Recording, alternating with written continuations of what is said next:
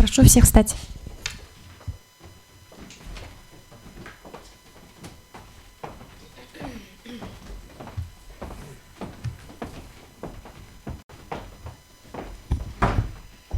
Провозглашается резолютивная часть решения.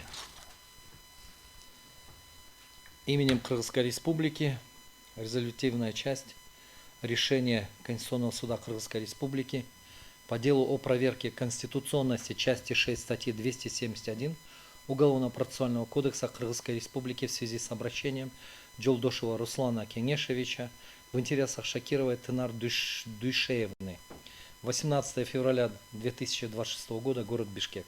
Конституционный суд Кыргызской Республики в составе председательствующего Сконбаева, судьи Айдарбековой, Бобукеевой, Дюшеева, Жолдошевой, Касымалиева, Кадырбаева, Шашналиева, пресс-секретаря Мамытала КЗ.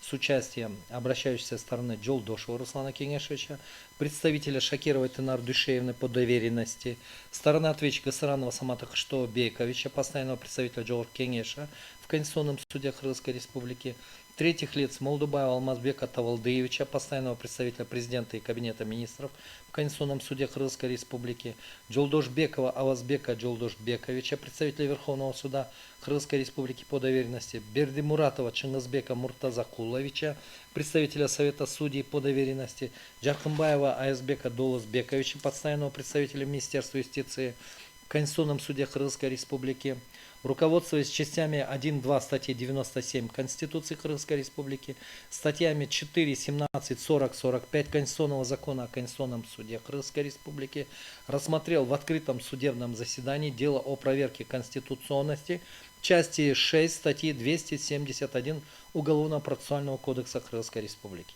Поводом и основанием к рассмотрению данного дела явилось обращение Жолдошева в интересах Шакировой, а также обнаружившаяся неопределенность в вопросе о том, соответствует ли Конституции оспариваемая норма.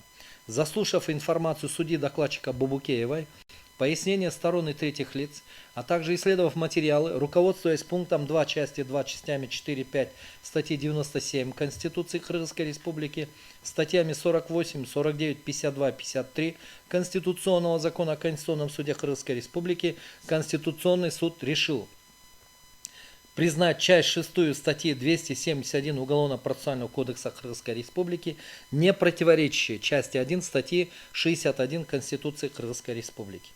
Кабинету министров Кыргызской Республики внести соответствующие изменения в действующее правовое регулирование, вытекающее из мотивировочной части нашего решения, настоящего решения. Третье. Судам при разрешении вопроса о восстановлении пропущенного срока обжалования постановления следственного судьи следует исходить из презумпции уважительности причины пропуска, если будет установлено, что он обусловлен несвоевременной выдачей мотивированного постановления по независящим от сторон обстоятельствам. Решение окончательно обжалованию не подлежит, вступает в силу с момента провозглашения. Решение обязательно для всех государственных органов местного самоуправления, должностных лиц, общественных объединений, юридических и физических лиц и подлежит исполнению на всей территории республики.